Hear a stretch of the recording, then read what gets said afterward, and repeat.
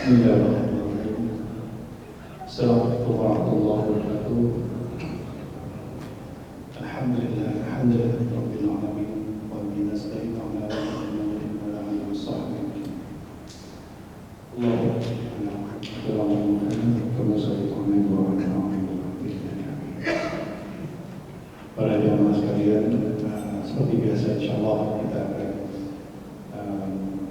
bagi ada kajian yang tentang sifat salat Nabi.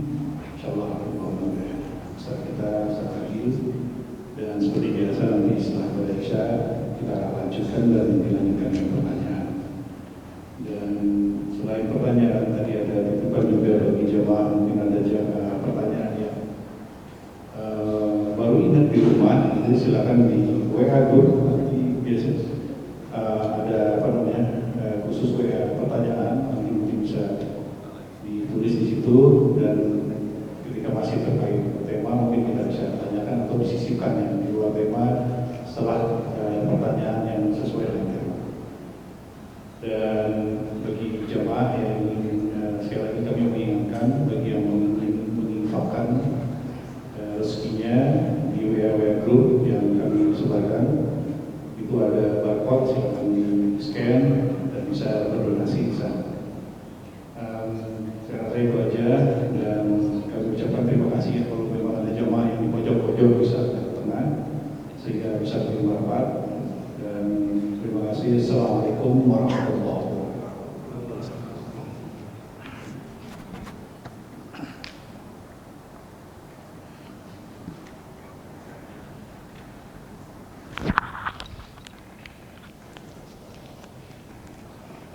Bismillahirrahmanirrahim. Assalamualaikum warahmatullahi wabarakatuh. Alhamdulillah. Alhamdulillahi hamdan katsiran tayyiban mubarakan fih kama yuhibbu rabbuna wa yarda. Wassalatu wassalamu al-akmalani al-atamman ala khairi bariyatihi wa ala alihi wa sahbihi wa man ihtada bi sunnatihi ila yaumi liqaihi, amma ba'du. Bapak Ibu jamaah rahimani wa rahimakumullah, alhamdulillah kembali kita tak bosan-bosan panjatkan dan puja dan puji syukur kita kehadirat Allah Subhanahu wa taala, yang mana Allah Subhanahu wa taala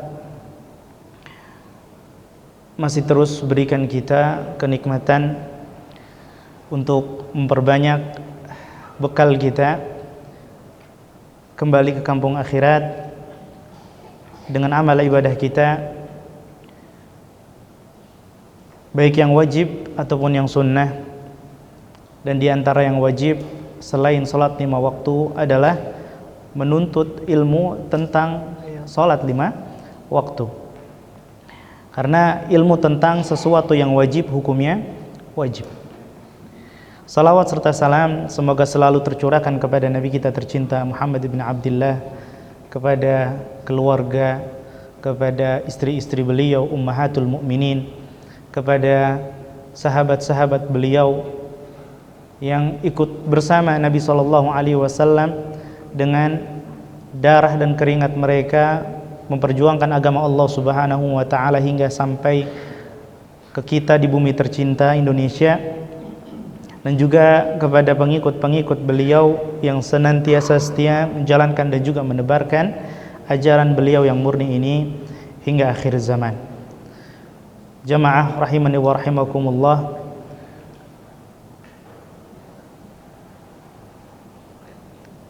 mudah-mudahan kita termasuk orang-orang yang selalu banyak meminta Allah Subhanahu wa taala dengan doa yang dipanjatkan oleh doa Nabi Ibrahim, Rabbi ja'alni muqimas salah wa min dzurriyyati.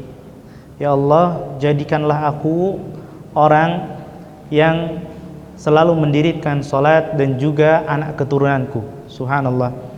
Ya, seorang nabi, seorang rasul, bahkan termasuk ulul azmi, ya, 5 nabi, salah satu dari 5 nabi yang paling istimewa, ternyata pun ya tak berhenti meminta kepada Allah Subhanahu wa taala diberikan keistiqomahan ya, untuk selalu bisa menjalankan kewajiban agung ini, yaitu salat. Ya, karena bisa kita lihat kualitas iman kita, ya, iman kita sedang naik atau sedang turun, ya, cukuplah kita lihat dengan salat. Ya, sebagaimana sabda Nabi sallallahu alaihi wasallam, "Idza saluhat saluha sairu amalih wa idza fasadat fasada sairu amalih." Kalau salat bagus, salat amal yang lain pasti bagus. Kalau salatnya kurang bagus, maka amal yang lainnya pasti kurang bagus. Taib. Alhamdulillah ya, dalam hal ini kita masih terus ya, berusaha semaksimal yang kita mampu mengkaji, meneladani tata cara salat Nabi kita tercinta Muhammad ibn Abdullah ya, baik dari takbir sampai salam ya, yang mana tidak akan diterima amal ibadah dari siapapun kecuali dengan dua syarat ya. Yang pertama adalah ikhlas. Tapi apakah ikhlas saja cukup? Nah, tidak. Ternyata ada yang kedua apa? Mutaba'ah, sesuai dengan tuntunan Nabi Muhammad SAW. Ya, jangan sampai kita menjadi orang-orang yang merugi. Kenapa rugi? Ikhlas luar biasa niatnya, namun secara tata cara keliru. Maka ini yang digambarkan oleh para salaf dengan apa? Wa kam min muridin lil khairi lan yusibah. Betapa banyak orang yang begitu menginginkan kebaikan, namun dia ya, lan ini dalam bahasa Arab itu lil abad ya, artinya tidak akan ya, tidak akan mendapatkannya, artinya nggak dapat gitu loh ya, karena tadi dia irodahnya ada, keinginannya ada, ikhlasnya ada, hanya saja ya tata caranya yang masih belum sesuai dengan tuntunan Nabi kita Muhammad ibn Abdullah alaihi afdhalus shalah wa atammut taslim. Alhamdulillah ya, kemarin kita sudah masuk ke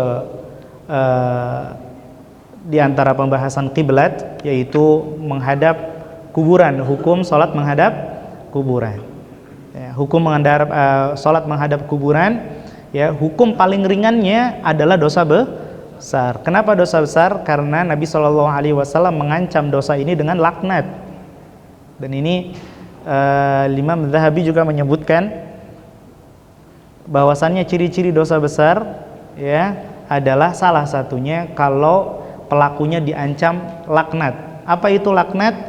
Dijauhkan dari rahmat Allah Subhanahu wa taala, dijauhkan dari surga Allah Subhanahu wa taala.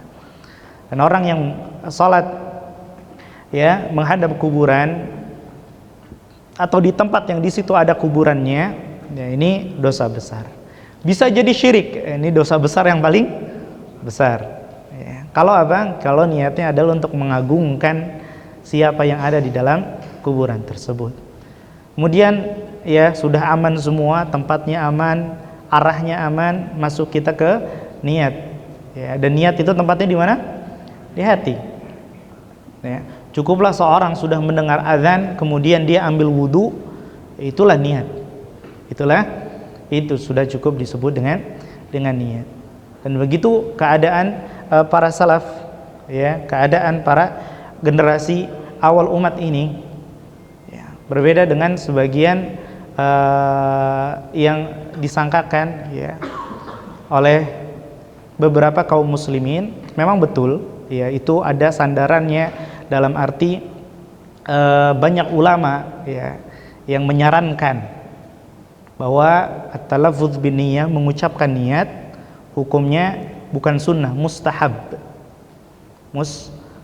Meskipun kadang-kadang kata mustahab ini berarti sunnah, tapi kadang-kadang di bawahnya sunnah, ya, dengan alasan ada maslahat, ada fungsi, yaitu apa? Membantu hati untuk menghadirkan niat, ya. Namun kalau seandainya ini perlu, tentu sudah diajarkan oleh siapa? Nabi kita Muhammad bin Abdullah, ya, dan juga disebarluaskan oleh para sahabat.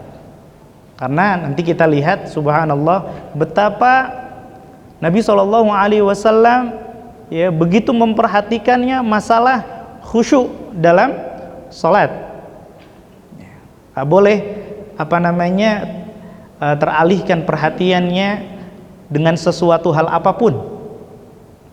Sebegitu semangatnya Nabi SAW, baik di dalam salat ataupun sebelum salat. Maka kalau seandainya ini bisa membantu kekhusyuan dalam salat, ya, kemantapan hati dalam salat, ya, tentu Nabi SAW ya adalah orang yang pertama kali mengajarkannya. Namun kemarin sudah kita jelaskan ya, ternyata itu awal mulanya adalah kesalahpahaman dari perkataan siapa? Al-Imam Asy-Syafi'i. Nah, alhamdulillah. Sekarang kita masuk ke pembahasan berikutnya. Ya, setelah niat, ya, kemarin juga kita sudah tekankan meskipun ya, kita mengikuti sunnah Nabi SAW, dan ini yang perlu kita pahami juga, bahwa sunnah itu tidak selalu tentang melakukan. Sunnah itu tidak selalu tentang melakukan. Sunnah itu terkadang tentang meninggalkan, tentang tidak melakukan apa yang tidak dilakukan oleh Nabi Muhammad SAW. Maka dalam hal ini ketika kita ya memantapkan untuk tidak melafadzkan niat, memantapkan niat di hati dengan niat mengikuti sunnahnya sunnahnya Rasulullah SAW dan juga para sahabat, ya. Namun ya tetap kita harus menghadirkan niat itu ketika sholat. Ya, bukan berarti kita tidak peduli yang penting sholat. Ya.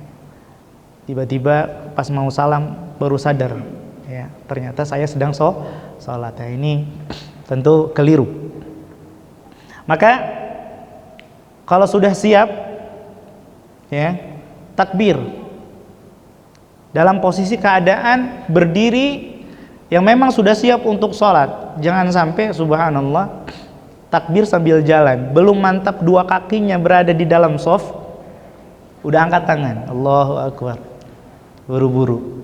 Kenapa? Ngejar, khawatir imamnya buru-buru bangun dari ruku. Masya Allah. Pernah terjadi di zaman sahabat? Pernah terjadi di zaman sahabat seperti ini, ya. Buru-buru karena khawatir ketinggalan masbuk begitu ya, maka beliau ruku dari belakang, berjalan masuk shaf, ya. Maka kata Nabi SAW, ya zadakallahu hirsan, Masya Allah, dipuji sama Nabi SAW.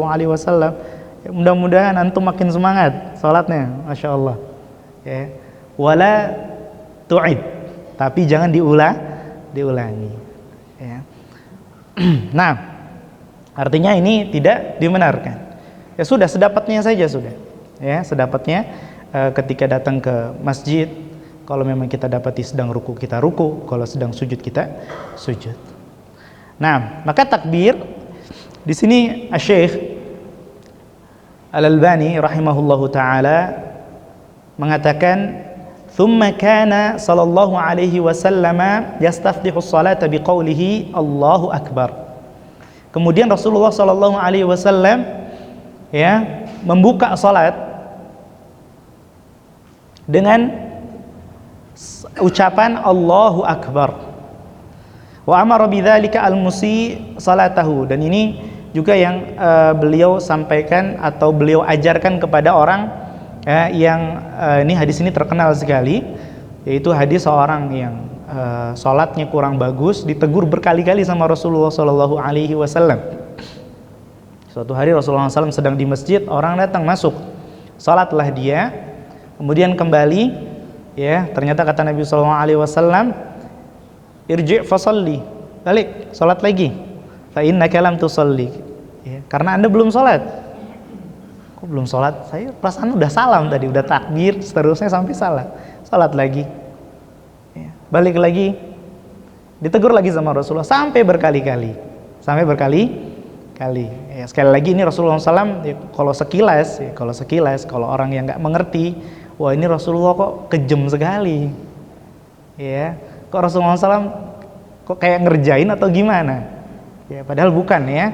Bahkan ahli pendidikan ya menamakan istilah ini dengan istilah trial and error ya, apa namanya, al-muhawala wal khata.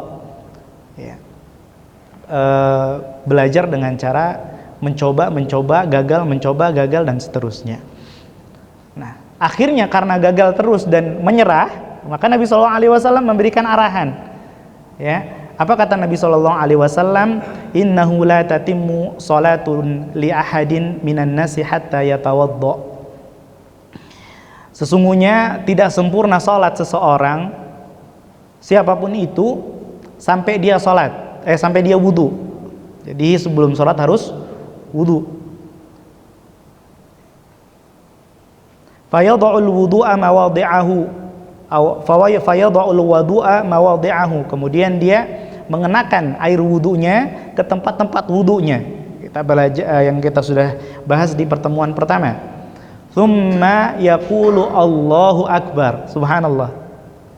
Jadi yang pertama kali, dijelas sekali ini hadisnya, yang pertama kali seorang ucapkan setelah wudu ketika mau sholat adalah usol. Betul? Nah, apa yang pertama kali? Allahu Akbar. Yaqul, yang diucapkan adalah nawai Allahu Akbar. Yang pertama kali diucapkan adalah tsumma yaqulu Allahu Akbar. Ya, itu yang pertama kali diucapkan. Jadi ucapannya adalah Allahu Akbar. Boleh tidak dengan lafaz lain? Ya, bahasa Indonesia misalnya. Artinya Allahu Akbar apa? Allah Maha Besar. Allah Maha Besar. Waduh, insyaallah. Nah, gimana? Boleh nggak? Nggak boleh. Ya nggak boleh Ustadz, itu kan bahasa Indonesia. Kalau bahasa Arab dengan makna serupa, akbar, ya kurang lebih maknanya dalam bahasa Arab seperti a'zam. Boleh nggak? Allahu a'zam. Boleh? Nggak juga. Padahal sama-sama bahasa Arab. Jadi masalahnya zikir-zikir atau bacaan-bacaan dalam sholat, ya, itu bukan masalah antara bahasa Indonesia, bahasa Arab atau bahasa yang lainnya. Tapi memang lafadznya yang seperti itu yang diajarkan oleh Rasulullah, ya sudah. Ya.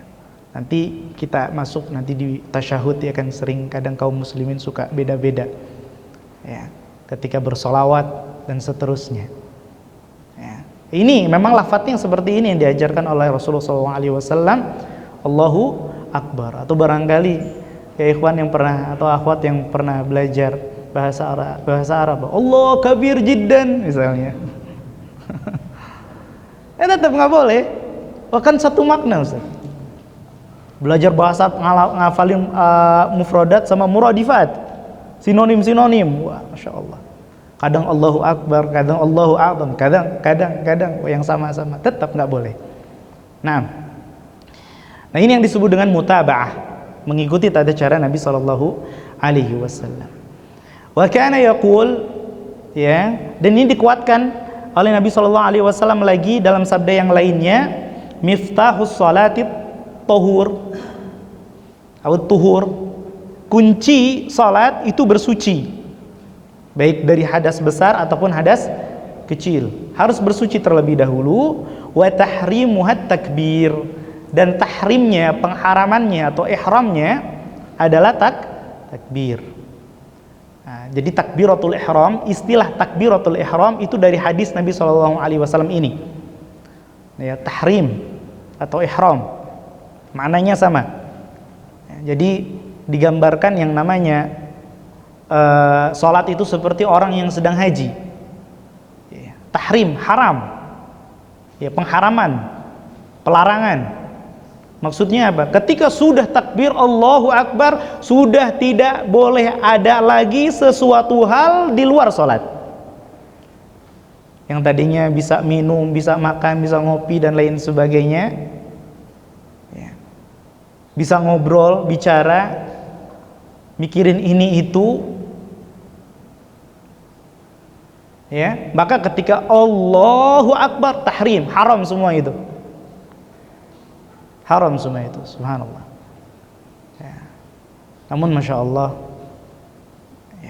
ya kita lebih tahu tentang diri kita sendiri. Kalau seandainya setiap orang sholat, ya, semua pikirannya itu layaknya film yang diputar di atas kepalanya, malu kita mungkin, ya. Masya Allah, kelihatan, subhanallah, akhi fulan lagi mikirin, ya, yang dibalik tirai, subhanallah, dan seterusnya. Allah, ya.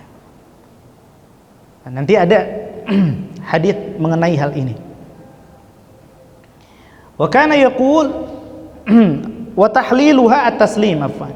Dan tahallulnya, kalau haji kan ada ihram, sudah nggak boleh ngapa-ngapain, ada beberapa hal yang haram dilakukan oleh orang haji. Kapan bolehnya nanti? Yaitu ketika tahallul. Tahallul sudah botak gitu, ya. Nah, kalau orang sholat nggak perlu botak, ya. Cukup at-taslim, salam, assalamualaikum. Nah, yang menjadi tahallul adalah taslim yang pertama. Itu yang rukun, taslim yang pertama. Adapun yang kedua sunnah. Naam. Wa kana yarfa'u sautahu bitakbir hatta yusmi'a man khalfahu. Dan Nabi SAW ketika beliau menjadi imam, beliau mengangkat suaranya ketika bertakbir sampai atau dengan tujuan memperdengarkan jamaah yang berada di belakang beliau. Dan ini kekhususan imam, ya, makmum, ya, tidak dibenarkan mengangkat suara di dalam sholat kecuali dalam satu keadaan, yaitu ketika mengaminkan. Selain itu tidak.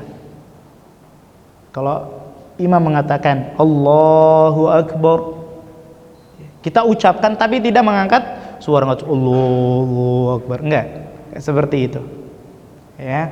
Tapi melirihkan atau mensirkan suara untuk makmum, termasuk juga munfarid. Namun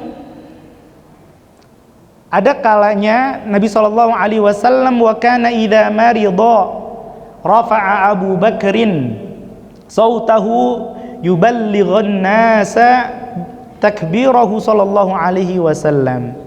Kalau Rasulullah sallallahu alaihi wasallam lagi sakit, biasa, ya, yang dekat dengan Rasulullah sallallahu alaihi wasallam ketika salat, yang di belakang beliau adalah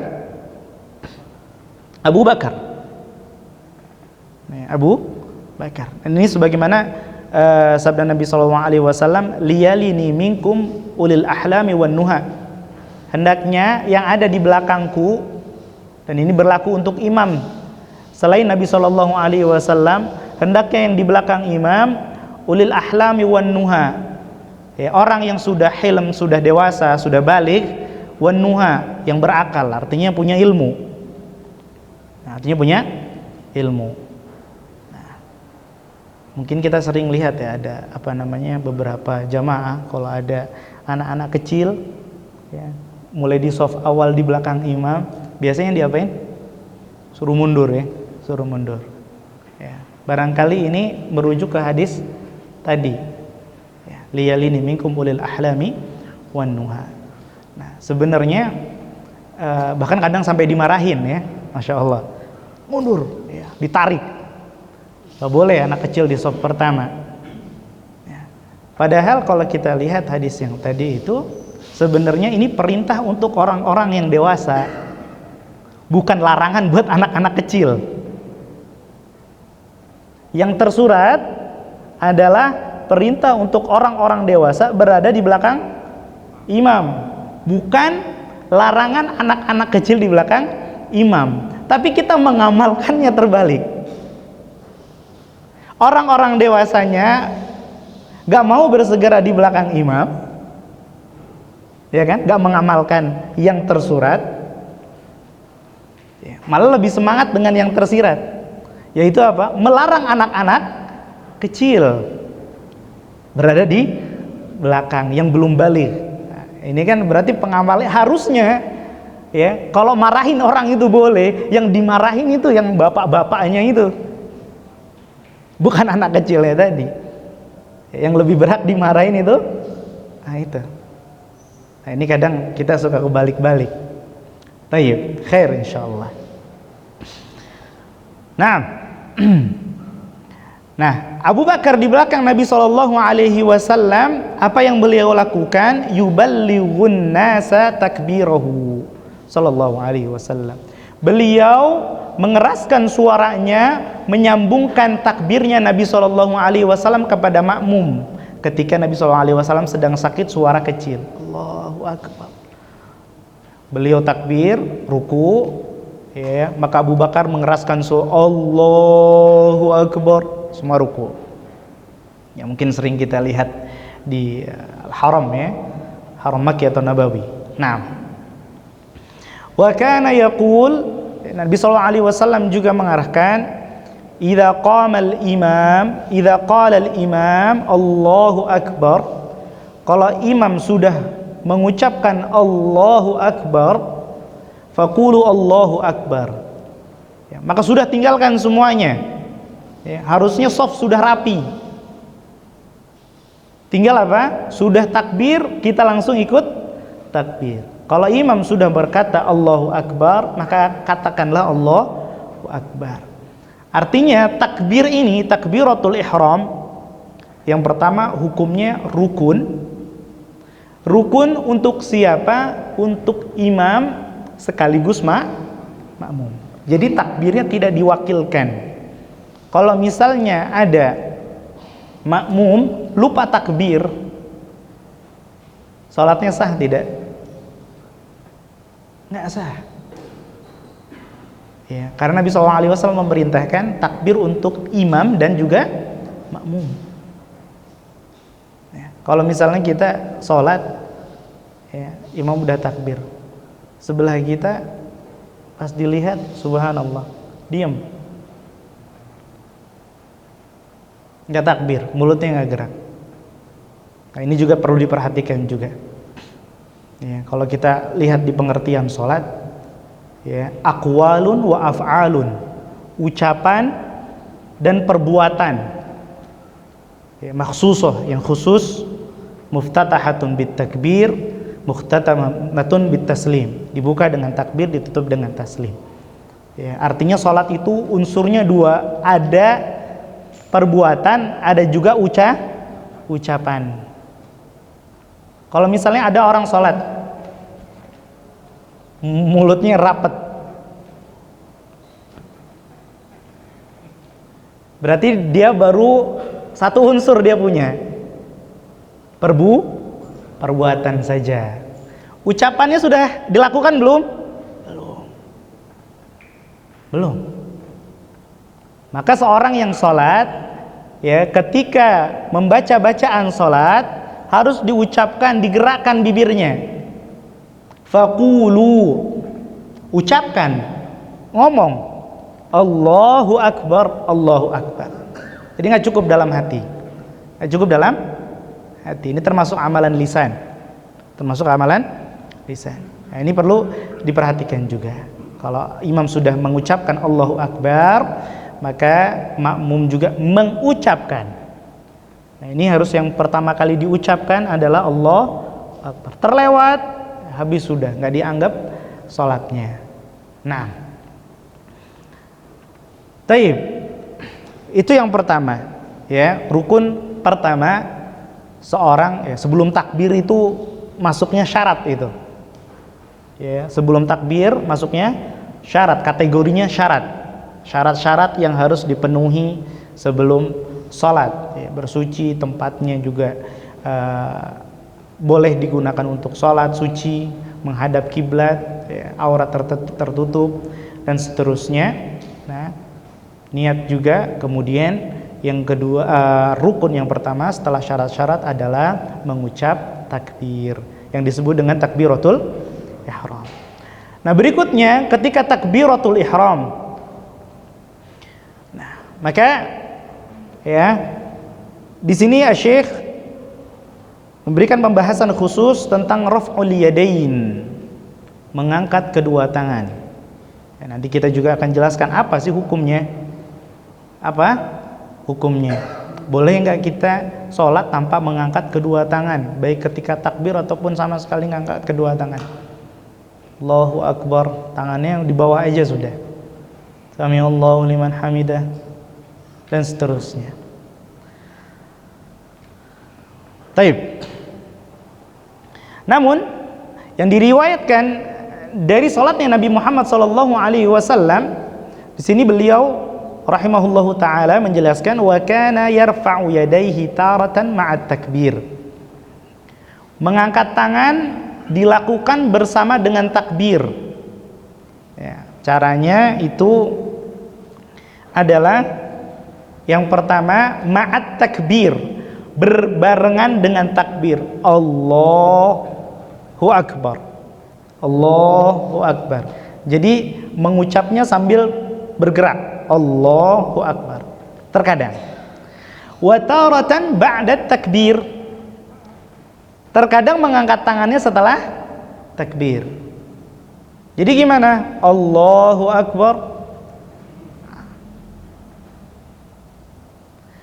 Wa taratan qablahu, dan terkadang juga sebelum takbir. Allahu Akbar. Nah, ini kira-kira yang paling sering kita yang mana? Bersamaan.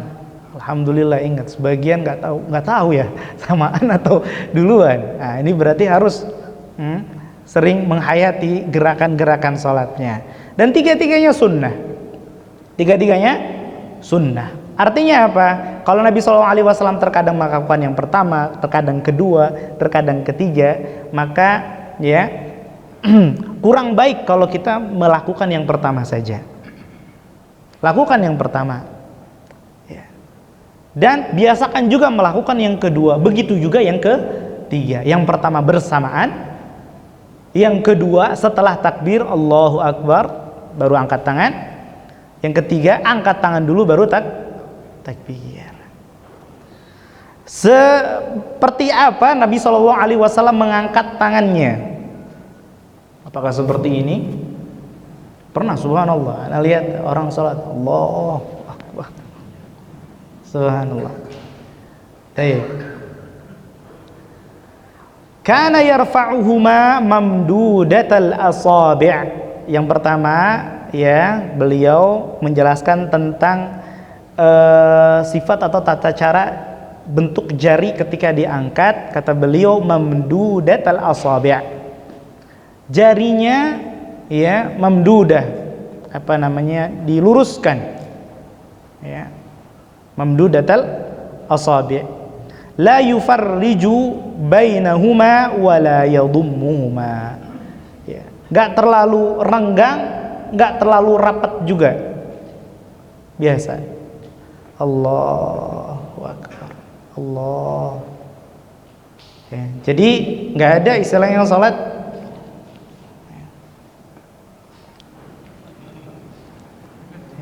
kayak dilempar ya, seperti dilempar telapak tangannya, tegak. Salat itu harus mantap ya, penuh penghayatan, gerakan demi gerakan, bacaan demi bacaan. Subhanallah, ini kalau kita bisa benar-benar melakukan salat sesuai dengan sunnah Nabi SAW, wah, luar biasa ini. Jadi orang teliti, jadi orang disiplin. Kan banyak ya orang-orang suka teledor ya, kerja teledor ya, gak memperhatikan keamanan dan lain sebagainya, membahayakan dan seterusnya ya. Itu bisa jadi karena memang di dalam sholat pun dia entah kemana pikirannya ya. Tapi kalau orang terbiasa, Masya Allah, memperhatikan setiap detil gerakan dalam sholat, itu akan terrefleksi di kehidupan sehari-hari ya, akan terrefleksi di kehidupan sehari-hari.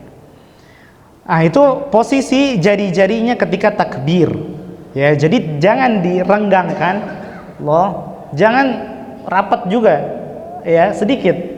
Wala yadhummuha. Ya. Naam. Wa kana yaj'aluhuma hadwa mankibaihi. Nabi sallallahu alaihi wasallam ya, ketika mengangkat kedua tangan ya, itu setinggi mangkib. Ya. Mangkib tuh sini. Apa ini? Pundak. Kalau bahu yang mana? Ini ya. Ya. Ya, shoulder sini ya. Diangkat. Ya, setinggi. Harus diukur pakai penggaris, ya. Dilatih. Depan cermin. Sebenarnya udah pas belum sih? Subhanallah. Ternyata kadang-kadang kita kalau sholat afwan.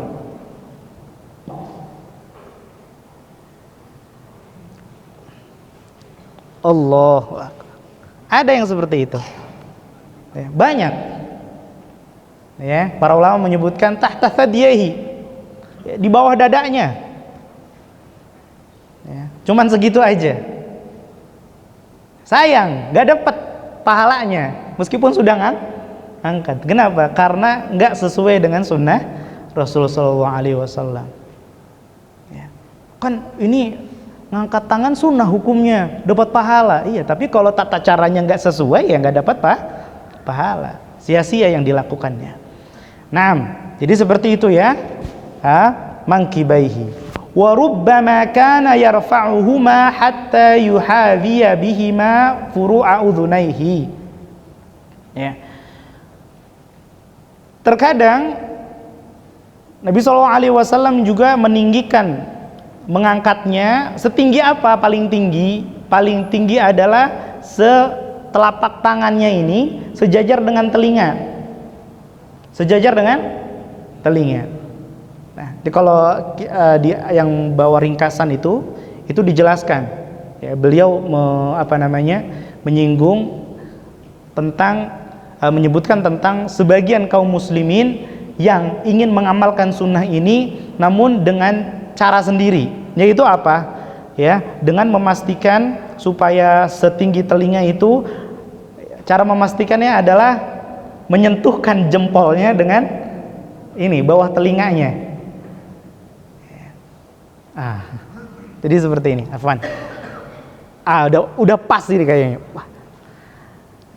Nah, perbuatan seperti ini tidak diperlukan. Tidak diperlukan. Kira-kira nempel nggak nempel? Selama itu sudah ya bisa dikatakan sejajar dengan telinga, ya maka ini sudah pas dengan sunnah. Dan pilihannya cuma dua, mangkib, ya apa tadi, bahu atau pundak? Bahu, oke. Bahu, ya. Nah, karena kalau dalam bahasa Arab beda antara ini dengan ini. Ya, ini namanya mangkib. Kalau ini namanya katif. Mangkib, katif. Ya. Mungkin yang biasa nge-gym juga tahu ya. Ini ada trapesiumnya, ada shouldernya atau tricepnya dan seterusnya. Tricep di bawah ya. Oke. Nah, al-muhim. Pilihannya cuma dua. Apa maksudnya? Ya, Syekh Al-Albani juga menyinggung di kitab yang ringkasnya itu, Masya Allah, di kitab yang ringkasnya meskipun ringkas, namun terkadang beliau menyebutkan hal-hal yang memang koreksi-koreksi, ya, koreksi berapa, karena memang tujuan beliau adalah untuk orang yang memang mau praktis, dan orang yang mau praktis biasanya lebih familiar dengan hal-hal yang kurang pas dengan sunnah. Ya, makanya beliau banyak memberi catatan-catatan kecil, ya. Di antaranya para ulama juga meluruskan, ya, pendapat yang mengatakan boleh menggabungkan antara dua level tadi. Maksudnya gimana? Ya, telapaknya yang bawah sejajar dengan bahu, sedangkan jari-jari ujung-ujung jarinya sejajar dengan telinga segini. Ya, nah ini juga keliru. Jadi kalau enggak diturunkan, atau dinaikkan sekalian. Ya. Allahu Akbar atau Allahu Akbar. Nah, jadi itu ya.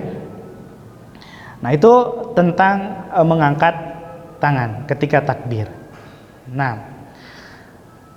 ini berbeda lagi nanti setelah mengangkat tangan, ya, yaitu tentang meletakkan tangan. Jadi masalah takbir ini ya, sunnahnya adalah mengangkat tangan, Dan tadi sudah dijelaskan, ya, ada 3 caranya. Ada 3 waktunya, bersamaan, sebelum atau sesudah ucapan takbir mengangkatnya, sedangkan tempatnya ada 2, ya, sebahu ataupun setelinga. Tidak ada tempat ketiga. Ya. Taib.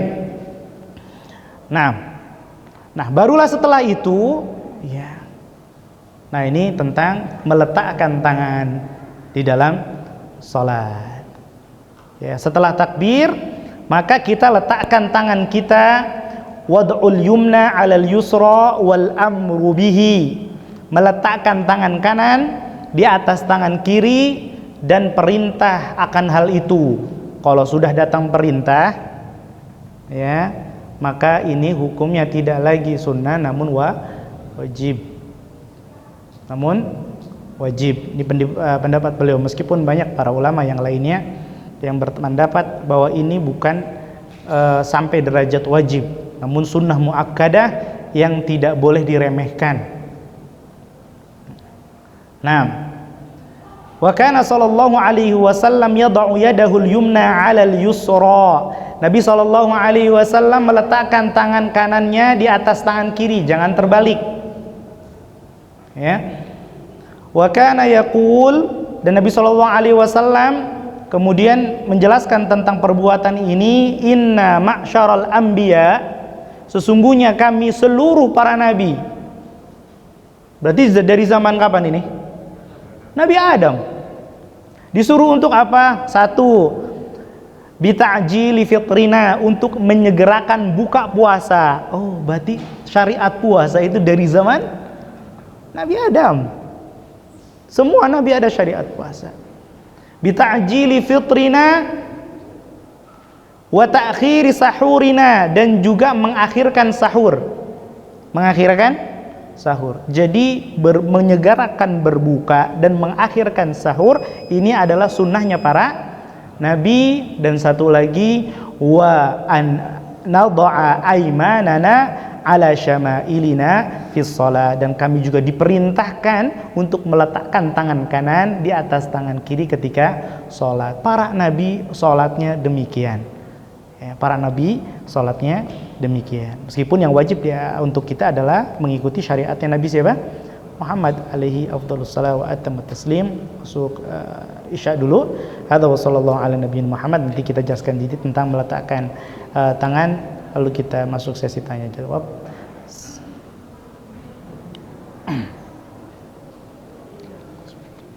Baik.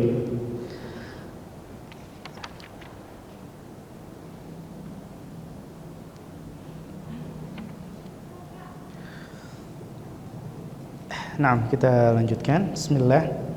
Alhamdulillahi wa kafa, salatu wassalamu ala nabiyillah mustafa wa ala alihi wa sahbihi wa man ihtada, amma ba'd.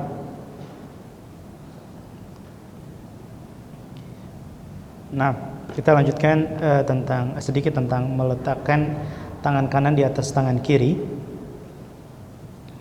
Bahwa ini sunnah, ternyata bukan hanya sunnah dari Nabi Muhammad SAW, bahkan sejak dari Nabi Adam alaihi assalam dan seluruh para nabi alaihimu assalatu wassalam. Bahkan Nabi SAW, ya ini yang mengapa Nabi Imam lebih condong dengan bahwa meletakkan ini diperintahkan atau wajib, ya, bahwasanya Nabi SAW marra bi rajulin, melewati seorang wa huwa yusalli, ketika sedang salat, ya, wa qad wada'a yadahu al-yusra 'ala al-yumna, dia meletakkan tangan kirinya di atas tangan kanan, kebalik. Ya, kebalik. Ya. Fantaza'aha. Nabi sallallahu alaihi wasallam pun melepasnya. Wa wada'al yumna 'alal yusra. Subhanallah. Nabi sallallahu alaihi wasallam mencontohkan langsung, membenarkan kesalahan orang salat dengan tangannya beliau. Ya. Dan ini tentu ya kita tidak sembarangan melaksanakan sunnah ini ya tanpa melihat situasi dan kondisi. Ya. Nabi SAW ya, dikenal waktu itu ya guru semua orang ketika itu. Jadi ketika membenarkan dengan tangan ya mungkin bisa dilakukan oleh seorang guru kepada muridnya, seorang ayah kepada anaknya, atau orang tua kepada anaknya, ini bisa. Tapi kalau misalnya kita sesama jamaah kemudian wah ini ngajak ribut dikira mau berantem kan seperti itu. Nah ini yang lebih menggambarkan penekanan disyariatkannya meletakkan tangan kanan di atas tangan kiri. Namun ya memang betul Nabi SAW dalam hadis Aisyah bahwa Nabi SAW yu'jibuhut tayammun, beliau sangat menyukai memulai dengan tangan kanan ya fi tuhurihi, saat bersuci atau di dalam ibadah ya, wa fi tarajjulihi wa fi tana'ulihi, ketika nyisir, bahkan ketika pakai sandal. Nah, itu beliau Aisyah menyebutkan dua hal, tapi maksudnya nyisir dari kanan, pakai sandal dari kanan. Maksudnya dari ujung kepala sampai ujung kaki suka memulai dengan yang kanan. Nah, namun dalam hal ini mungkin sebagian kaum muslimin ada yang memahami seperti ini. Afwan, anak praktekkan ya. Ketika sholat ingin meletakkan tangan kanan di atas tangan kiri, ya. Namun dia pengen tangan kanan yang lebih awal, sehingga seperti ini. Ya. Nah lihat ya. Ya, barangkali tata cara seperti ini menggabungkan beberapa hadis, namun ya nampaknya ini kurang tepat pengamalannya. Karena ujung-ujungnya yang mendarat pertama, yang nempel di dada, ya tangan kiri. Kan seperti itu, diputer gitu ya. Nah, sudah langsung aja diletakkan. Kalau seandainya memang cara itu dilakukan oleh Nabi SAW, maka ini akan mencolok, betul? Kalau mencolok pasti diriwayatkan dari Nabi Muhammad SAW. Ya. Ya, ini sedikit catatan. Jadi yang seperti itu barangkali berdalil dengan hadis yang lain. Ya, namun ini sholat, ya tata caranya, ya detail-detailnya itu sudah diriwayatkan oleh para sahabat. Kalau tidak diriwayatkan maka ya sebaiknya tidak dilakukan. Adapun tempat meletakkannya, ya wa wad'uhuma 'ala sadr, meletakkan kedua tangan di atas dada. Wa kana yad'ul yumna 'ala dhahri kaffihil yusra warrusughi was-sa'id. Nah, ini cara menggenggam tangan kiri dengan tangan kanan. Ya, cara menggenggamnya seperti apa? Ada 3 tempat. Meletakkan tangan kanan di atas tangan kiri ini ada 3 tempat. Yaitu yang pertama adalah kaf, di atas kaf, yaitu telapak tangan. Ya, meletakkan di atas telapak tangan, kaf, seperti ini. Yang kedua adalah ar-rusugh. Ar-rusugh itu pergelangan tangan.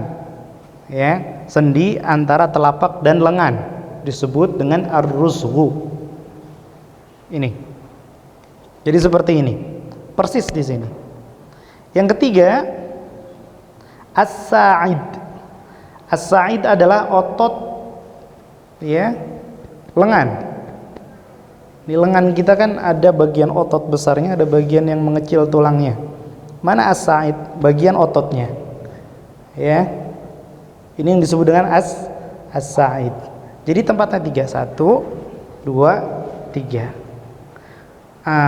Mungkin kita terkadang yang penting asal naruh, seringnya naruhnya di sini.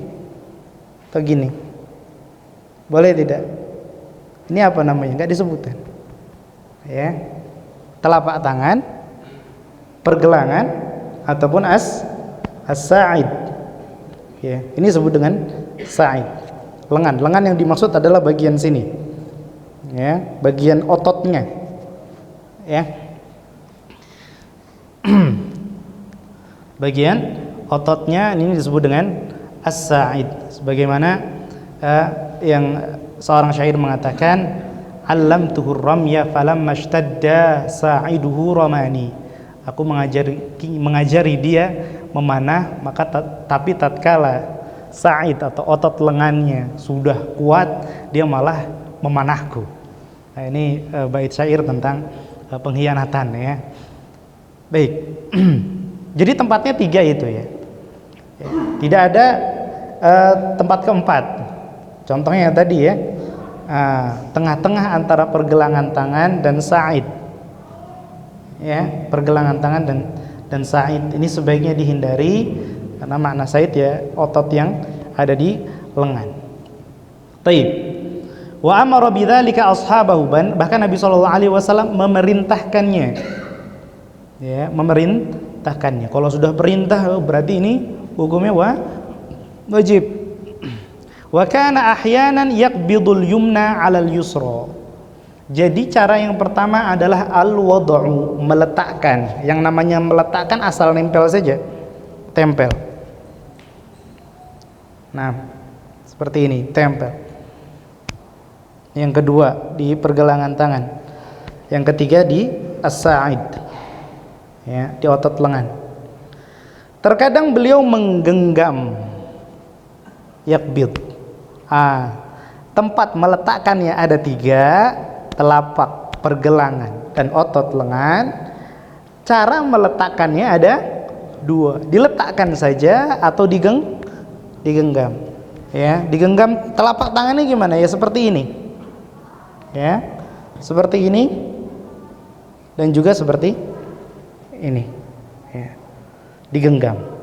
Menggenggam itu bagaimana? Melingkarkan, berarti jari-jarinya yang 4 jari dengan jempolnya ini. Namanya menggenggam. Ya, ini dijelaskan para ulama seperti ini.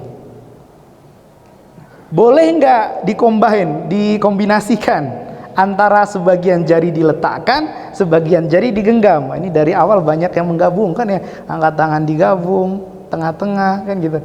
Nah, ini menggabungkan cara meletakkan. Ada yang gini, gimana kalau misalnya sebagian diletakkan, 2 jari diletakkan, 3 digenggamkan? Ada yang berpendapat seperti ini, namun Syekh ya menjelaskan bahwa ini tidak ada dasarnya. Ya, kalau enggak diletakkan seluruhnya, nah ini perlu kita perhatikan juga. Kadang kita suka nyangkut 1 jari. Nah, maka kita perlu perhatikan. Mulai dari pertama, tangan sudah banyak itu ternyata listnya ya, yang perlu diperhatikan. Ya. Jangan sampai lepas 1 jari semua digenggam. Kalau lepas mending diletakkan saja. Ya. Nah, seperti itu. Jadi ada 3 tempat untuk meletakkan tangan kanan di atas tangan kiri. Caranya ada 2. Diletakkan, ditempelkan saja, bisa juga digenggamkan. Wa kana yanha 'anil ikhtisar. Dan ini Nabi sallallahu alaihi wasallam ya melarang untuk ikhtisar, yaitu berkaca pinggang. Salat seperti ini. Ya, mungkin nggak pernah kita lihat ya. Tapi ini haram hukumnya. Haram. Ya, wa huwa salbul ladzi kana yanha anhu. Dan ini adalah bentuk seperti penyaliban yang Nabi sallallahu alaihi wasallam larang. Jadi kayak orang disalib. Ya. Orang disalib kan tangannya diikat gitu ya. Tangannya diikat. Ya. Itu dilarang oleh Nabi sallallahu alaihi wasallam. Nah, dari kumpulan-kumpulan tadi, nah di sini Syekh mengatakan bahwasanya dari mulai angkat tangan, meletakkan tangan di dalam sholat di atas dada. Nah ini juga dada perlu dijelaskan lagi.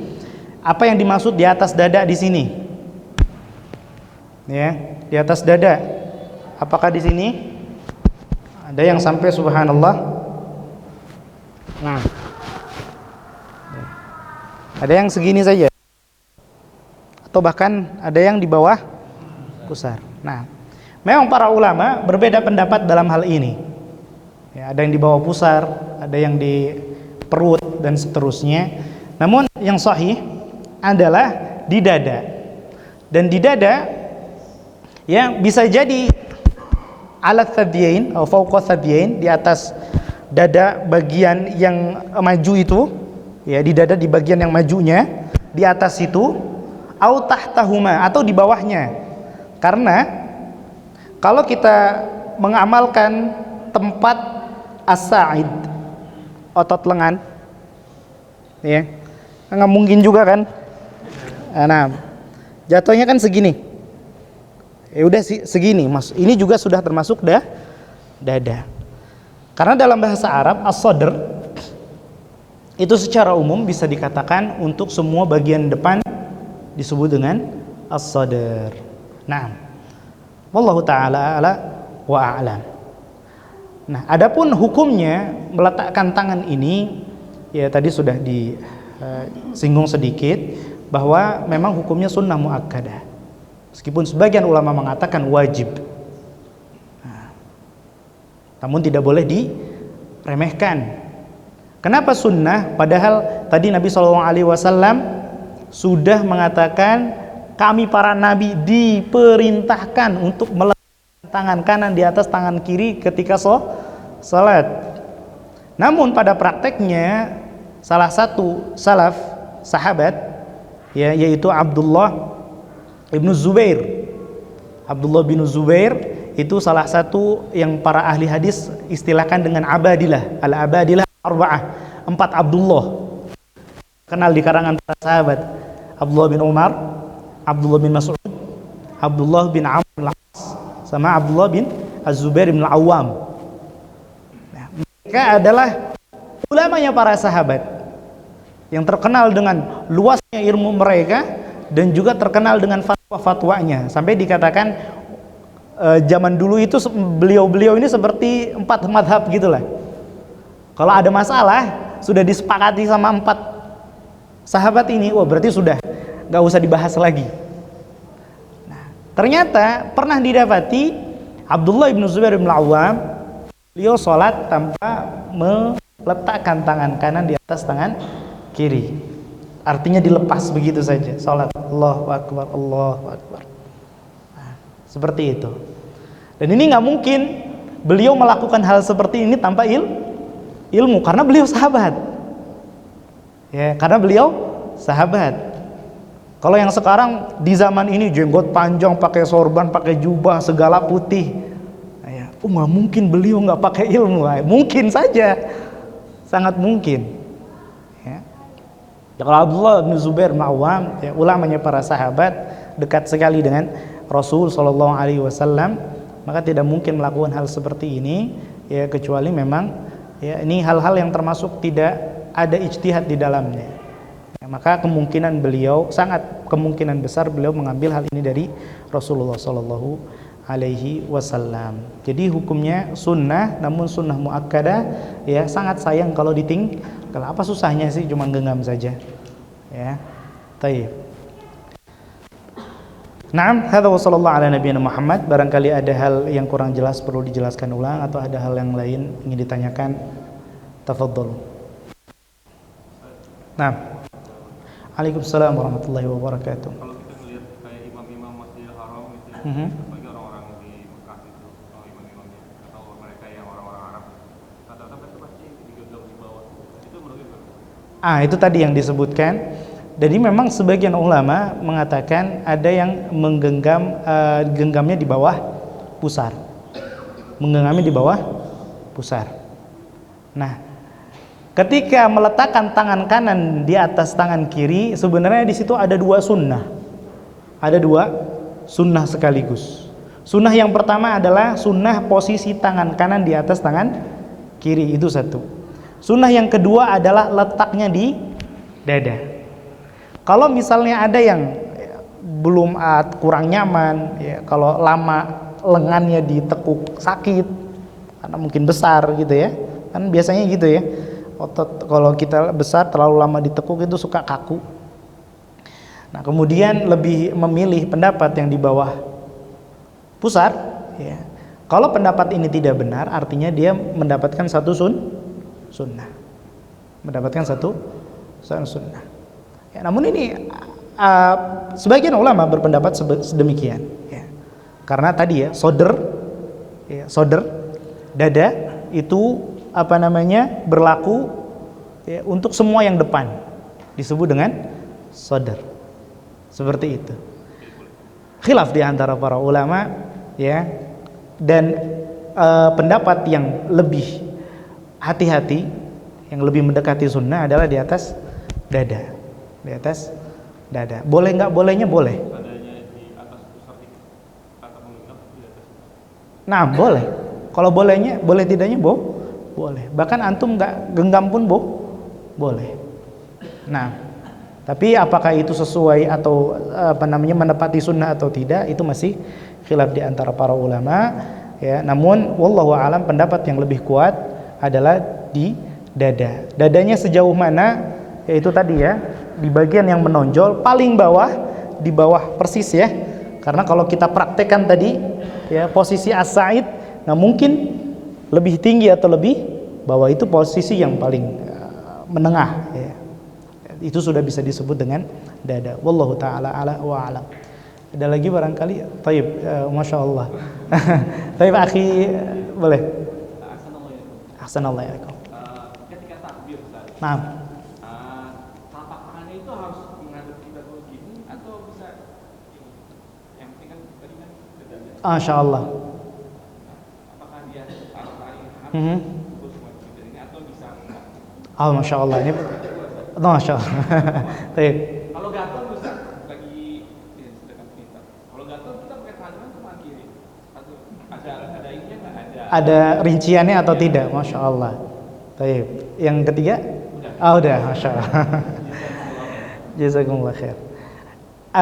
Pertama ya, tentang posisi tadi telapak tangan ya, disebutkan juga oleh para ulama bahwa telapak tangannya menghadap ke kiblat. Ya, di antara kekeliruannya ya disebutkan juga oleh Syekh Muhammad bin Umar Bazmul, ya, di antaranya adalah saling menghadapkan telapak tangan. Nah, ini termasuk kesalahan. Contoh, Allah, ada yang seperti ini, atau yang tadi itu cuman gini, Allah, bahkan ada yang Allah kayak mau kuda-kuda, ada yang seperti itu, Jadi ini beberapa kesalahan. Jadi yang benar adalah dihadapkan anggota badannya ke kiblat. Makanya ketika sujud nanti, ya, jari-jari dirapatkan supaya semuanya menghadap ke kiblat. Jadi semuanya sholat, bahkan baju ikut sholat, ya, ikut sujud. Makanya nggak boleh ditahan, digulung. Rambut sama, nggak boleh digulung, nggak boleh diikat. Biarkan ini rambut ikut sujud, ikut menghadap kiblat, ya, yang bisa dihadapkan ke kiblat. Makanya ketika duduk jari-jari itu sebisa mungkin semuanya dihadapkan ke kiblat. Ya, ketika sujud juga sama, ya. Begitu juga dengan telapak tangan, karena ya nggak diriwayatkan seperti ini ya ketika takbir, ya, tapi seperti ini. Baik, itu yang pertama. Yang kedua mengenai menggaruk, itu kemarin sempat beberapa pertemuan yang lalu sudah kita jelaskan bahwasanya kalau memang ada gerakan yang dibutuhkan dalam sholat, menggaruk dan seterusnya, maka ini dibolehkan meskipun lebih dari 3 kali selama tidak merubah bentuk sholat, ya, selama orang masih tahu kalau dia sedang sholat. Pakai tangan kanan atau tangan kiri bebas, ya. Hanya saja kalau memang bagian-bagian yang gatal adalah bagian-bagian yang masih umum, ya, maka dengan tangan kanan. Tapi kalau tempat-tempat yang mohon maaf, ya, biasa di situ kurang elok gitu ya, maka dengan tangan kiri. Ya, meskipun nggak ada ketentuan bakunya, ya, bebas saja. Wallahu taala ala wa alam. Nah, yang di sana dulu, nanti kita bergilir. Tafadhal. Waalaikumsalam warahmatullahi wabarakatuh.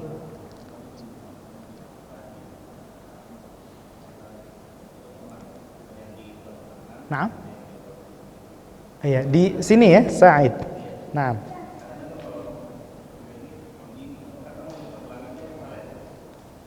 itu dia. Itu dia tadi yang kita sempat jelaskan ya, bahwa terkadang orang pergelangan ketemu pergelangan sehingga dia menggenggamnya bukan Sa'id, ya, bukan salah satu tempat tadi.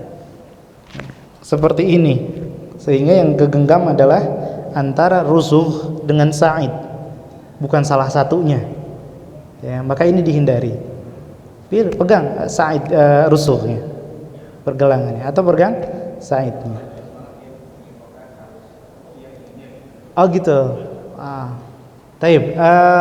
Tadi disebutkan ya 3 oleh Syekh Al-Albani, al-kaf, dan ini kaf rusuh digenggam ya, dan menggenggam itu dengan jari atau dengan pergelangan tangan.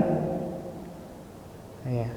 An yada'a yadahu yad, kalau disebut dengan yad, secara umum, maka yang dimaksud adalah kaf. Kalau disebut tangan secara umum dalam hadis ataupun Al-Qur'an, maka yang dimaksud adalah telapak tangan. Telapak tangan pergelangan ke ujung ya. Ini yang disebut dengan kaf. Wallahu taala ala wa alam. Nah, tafadhal. Waalaikumsalam warahmatullahi wabarakatuh. Terkait takbir, disebutkan kan sejajar. Yang dimaksud sejajar itu apakah kita itu mendekat? Karena kan banyak orang juga takbir. Itu nah. Taib. Nah, hadwa sejajar ya. Di sini juga Syekh Muhammad bin Umar Bazmul, ini kebetulan ana pakai syarahnya beliau di sini, juga menyebutkan hal tersebut. Ya, ana enggak sebutkan yang salah, karena kalau salah itu al-batil ghair muhaddad. Yang namanya salah itu enggak ada ujungnya. Ya. Tapi karena disebutkan di sini, dan beliau ternyata juga menyebutkan banyak orang yang ketika mengangkat kedua tangan menjauhkannya dari dada. Nah, ini juga ya bukan hal yang dibenarkan. Ya. Sejajar didekatkan dengan mangkibnya, ya, dan didekatkan dengan telinganya, sejajar dengan telinga, tidak jauh ke depan. Allah Akbar. Enggak gitu juga. Nah, jadi ini termasuk kesalahan, bahkan Syekh Muhammad bin Umar Bazmul juga menyebutkan bahwa gerakan tersebut termasuk gerakan-gerakan yang harus dihindari. Nah, Waalaikumsalam warahmatullahi wabarakatuh.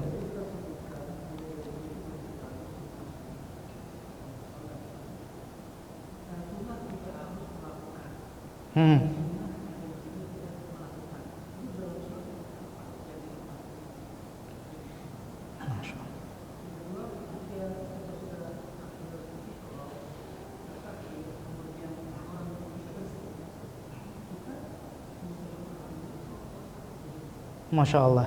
Oke, Masya Allah nih. Pertanyaan bagus ini ya. Tadi penjelasan tentang bahwa sunnah itu ya tidak selalu tentang melakukan, tapi sunnah juga tentang meninggalkan. Ya. Dalam hal ini kita dalam sholat. Maka yang dimaksud sunnah, mana yang dilakukan, mana yang ditinggalkan, adalah perbuatan-perbuatan atau ucapan yang kita yakini bahwa itu bagian dari sholat, yang kita yakini itu bagian rangkaian dari sholat. Contoh tadi yang di awal adalah mengucapkan niat. Kalau orang ini meyakini dan mau tidak mau ini sudah diyakini bahwa ini adalah rangkaian dari sholat. Ya, rangkaian dari sholat. Maka sunnahnya adalah bukan dilakukan tapi ditinggalkan. Ya. Tapi kalau memang datang riwayat dari Nabi SAW bahwa Nabi SAW melakukan hal itu dan itu adalah bagian dari sholat, ya maka kita lakukan. Contohnya meletakkan tangan kanan di atas tangan kiri. Ya, mudah-mudahan jelas ya. Jadi patokannya adalah dia diyakini masuk dari rangkaian sholat atau tidak, diyakini ini berpahala atau tidak. Ya. Kemudian yang kedua yaitu tentang apa? Boleh diulang? Bersin. Nah, bersin. Masya Allah. Bersin ketika sholat, ya, dibolehkan kita mengucap tahmid, alhamdulillah. Adapun tashmid, menjawab alhamdulillah dengan yarhamukallah, maka ini tidak diperbolehkan. Dan ini terjadi zaman Nabi SAW, kan? Ya, ada seorang sahabat bersin, ya, kemudian mengucapkan alhamdulillah, sebelahnya masya Allah semangat luar biasa, baru belajar semangat luar biasa, yarhamukallah. Itu sahabat yang lain mau apa namanya, mau bilang diem nggak bisa, akhirnya apa, menepuk paha beliau, maksudnya diam. Itu sahabat sebelahnya udah pada cemas itu. Habis sholat beneran ditegur sama Rasulullah Shallallahu Alaihi Wasallam. Ya, inna hadhihi shalah la yasluhu fiha, ya, min kalamin nas. Sesungguhnya yang nama salat ini tidak pantas di dalamnya ucapan manusia. Apa yang maksudnya ucapan manusia? Ya kan itu bahasa Arab padahal, ya. Itu kan doa. Tapi bunyi doanya adalah yarhamukallah, semoga Allah merahmatimu. Berarti ngobrol, ya. Ini yang nggak boleh, ya. Tapi kalau kita doa, ya, kepada Allah saja, ya, doa yang ucapannya seperti berbicara kepada Allah, ya, maka ini diperbolehkan. Kita minta apa sesuatu kepada Allah, maka diperbolehkan meskipun bukan termasuk zikir atau bacaan sholat. Mudah-mudahan terjawab. Baik, cukup. Kalau begitu kita jawab yang di kertas. Apa hukumnya membaca ta'awudz lalu ikuti bismillahirrahmanirrahim sebelum takbir Allahu Akbar dengan tujuan agar sholat khusyuk meminta perlindungan dari Allah? Ini insya Allah nanti kita bahas di waktunya, ya, setelah takbir. Nanti ada istiftah ta'awudz, ya, kapan membaca ta'awudz, ya, beliau juga bahas, ya, beberapa pendapat ulama kapan membacanya. Taib.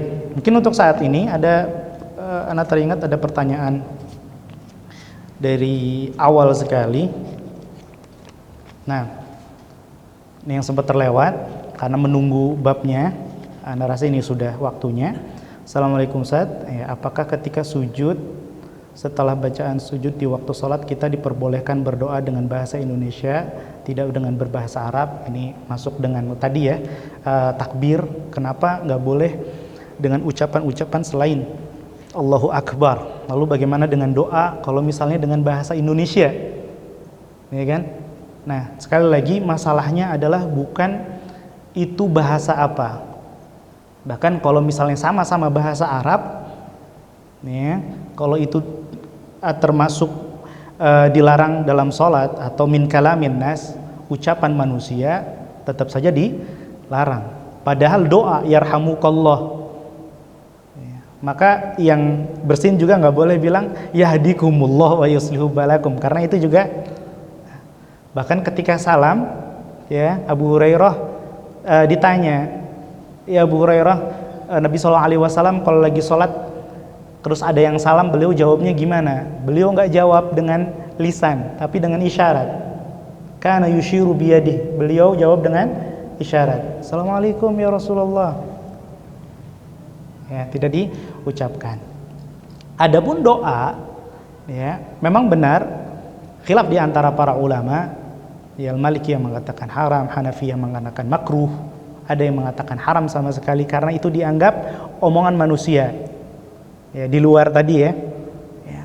Ada juga bilang makruh. Namun yang rajih wallahu a'lam, ya, adalah yang afdol doa dalam sholat, terutama ketika sujud, adalah doa yang ma'thur, yang ada dalam Al-Quran ataupun hadis sahih. Ini yang paling afdol. Kalau enggak, kita semua punya hajat, ya, pengen anaknya semangat belajar dan lain sebagainya, ya. Kalau memang bisa dengan bahasa Arab, silakan diusahakan. Allahumma fulus kathir misalnya. ya, silakan. Ya. Tapi kalau tidak bisa juga, lama ya, nggak ada masalah. Kalau dia ucapkan dengan bahasa selain bahasa Arab, selama doa yang ucapannya yang dimaksud adalah dengan Allah Subhanahu wa Ta'ala. Ya. Kalau dimaksudnya bukan selain Allah Subhanahu wa Ta'ala, maka ini termasuk larangan tadi ya, meskipun dengan bahasa Arab. Nah, taib. Kemudian nih sekalian saja dijawab pertanyaan keduanya, apakah ketika sholat untuk perempuan boleh rambutnya diikat? Karena pernah dengar katanya apabila sholat rambut perempuan harus terurai. Ini tadi ya, bahwa Nabi SAW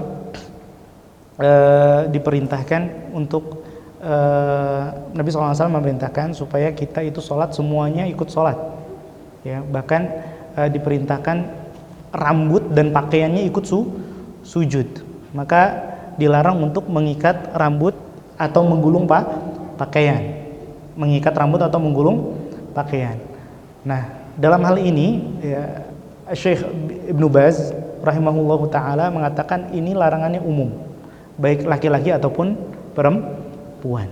Maka bagi perempuan kalau bisa melepas ikatan rambutnya ya, supaya ketika ruku dan sujud rambutnya ikut ruku dan sujud bersamaan dengan pakaiannya, maka ini afdol ya, kata Syekh bin Baz. Meskipun ulama yang lain seperti Al-Imam Asy-Syaukani ya, menukilkan perkataan Al-Imam Al-Iraqi, Al-Hafidz Al-Iraqi mengatakan bahwa larangan ini hanya berlaku untuk laki-laki yang khusus rambut ya, karena rambut perempuan itu suka kadang panjang, kalau nggak diikat suka keluar dan seterusnya ya, kalau nggak diikat ke belakang kan suka keluar dari mukena gitu ya, diikat aja kadang keluar, apalagi nggak diikat. Maka nggak apa-apa kalau mau diikat, tapi kalau mau afdol tidak diikat ya, karena ini hukumnya makruh. Jadi jawabannya adalah tidak mengapa kalau mau diikat ya untuk rambut perempuan, tapi kalau mau tidak tidak diikat, tapi yang afdolnya adalah gimana? Kembali. Afdolnya adalah dilepas, tapi kalau mau diikat silakan. Adapun laki-laki ya, yang rambutnya gondrong mau sholat dilepas. Ya, yang mau sholat ikatnya dilepas. Wallahu ta'ala a'la wa alam. Ana rasa cukup ya, sudah jam 8 lebih. Hadza wa sallallahu ala nabiyyina Muhammadin wa ala alihi wa sahbihi ajmain. Dan mudah-mudahan Allah Subhanahu wa taala beri kita taufik untuk mengamalkan ilmu yang kita peroleh. Subhanakallahumma wa bihamdika asyhadu an la ilaha illa anta astaghfiruka wa atubu ilaik. Syukran lakum wal 'afwu minkum. Assalamu alaikum warahmatullahi wabarakatuh.